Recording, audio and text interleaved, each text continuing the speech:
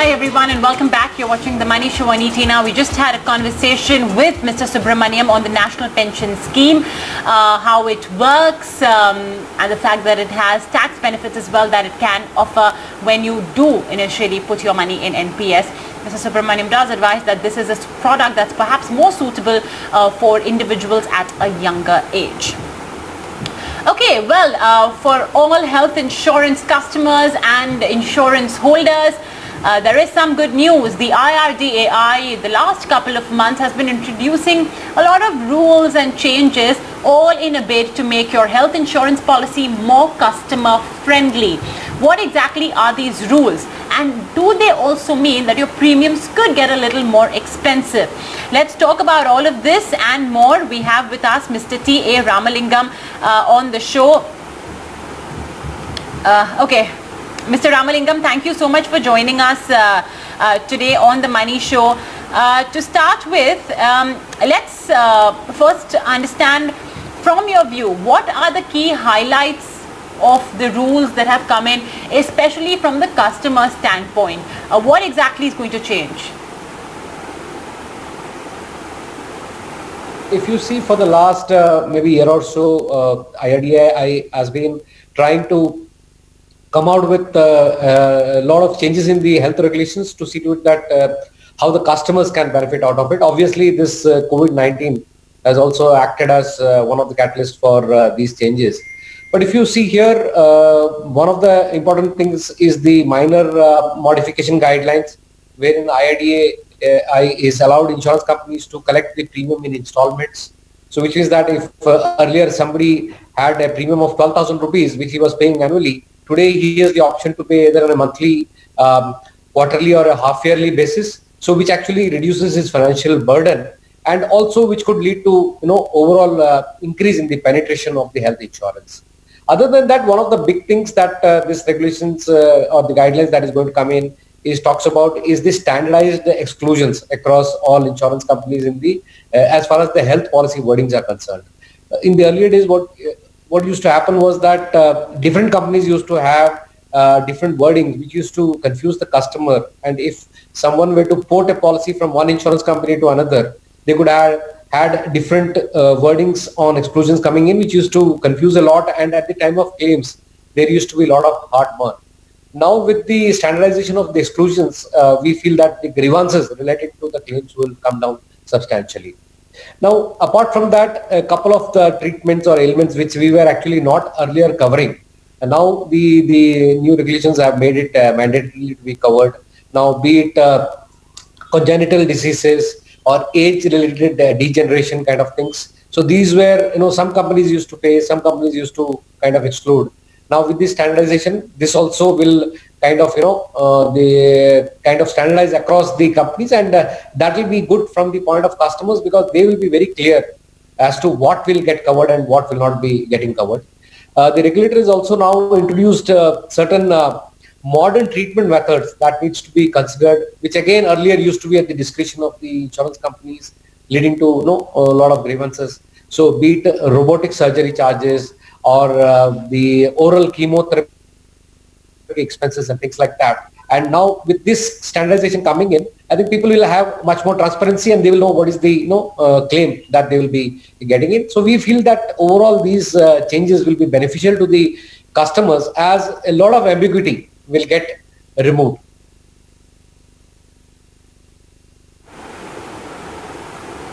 Okay. Mr. Ramalingam, will my health policy cover more diseases and more illnesses? Yeah, absolutely. I think that's the whole idea, is that earlier there was a lot of ambiguity regarding certain diseases, whether it is covered or not. Now, they have brought in 12 modern treatment methods that will be, part of every policy. So that earlier those claims which were never getting paid will now start getting covered. Similarly, a lot of the treatments, as I talked about, be it the puberty and menopause related disorders, which were earlier not covered, will also now get covered. So everything has been very clearly spelled out in the policy wordings, so as to avoid any kind of ambiguity in the coverage part. just want to clarify, this is for the standardized health policy or is it for all? Yes, as I said, these will be part of the policy wordings which are getting standardized. And if you are wanting to exclude any particular this thing, those wordings also have been very clearly standardized. So let us say you don't want to cover a particular disease. Earlier, each company were actually following their own wordings. Now, clear wordings have been now specified so that across insurance companies there is no ambiguity, and even the customer is clearly aware of that. Okay, understood. Now the fact that there are more illnesses being covered by the health insurance policy, does that necessarily mean that now customers may have to shell out a little more for premium as well? Yeah, obviously, because one of the things that is going to come in is that even insurance companies won't have much of data on the the claims cost and the average claim size relating to this, because earlier they were not getting covered. So there will be an actuarial pricing done, and based on that we expect an increase in the premium because the overall coverage, the wordings are also undergoing change. The exclusions are becoming more and more clear. Because of that, every company will look at their overall book size, the profitability of this portfolio, and based on that we expect that there will be an increase in the pricing because the coverage is also increasing.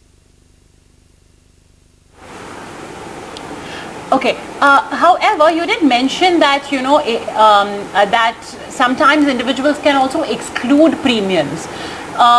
So can I do that? I mean, if I feel that I'm not at risk at a certain disease which may be more genetic or hereditary, can I tell my insurance company that, look, I don't want to cover this disease, so maybe that'll bring my premiums down, or are exclusions an absolutely fixed list? Because I think here exclusions are going to be predefined, and the coverages where earlier, as I said, certain elements were not getting covered, now will be covered. So I think more or less the product is going to be more or less standardized across all the insurance companies. So I don't think that there is going to be much of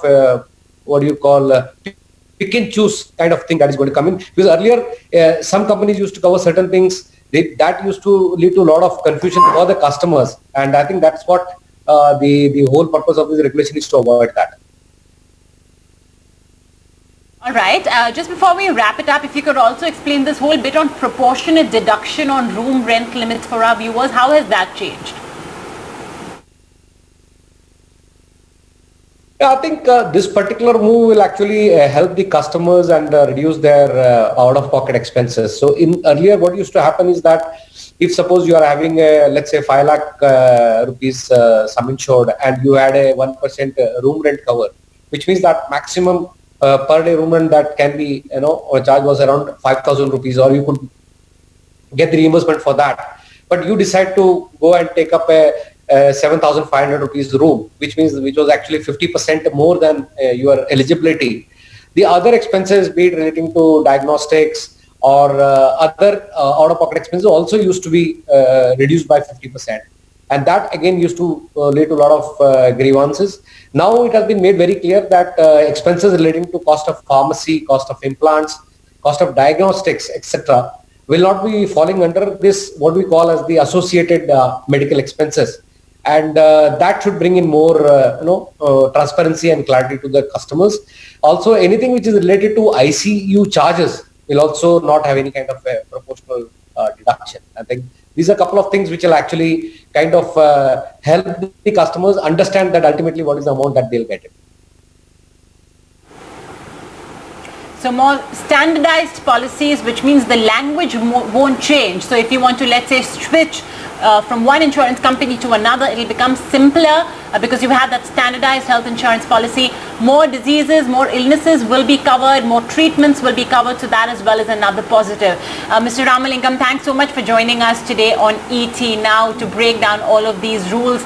And these are, of course, effective from today itself. For now, we'll take a very short break, but we have so much more lined up when we return. It'll all be about spending, especially now that we have entered a new stage of unlocking, and that too just ahead of a very long weekend. So we have some very interesting do's don'ts, as well as a summary of what India is doing in this long weekend.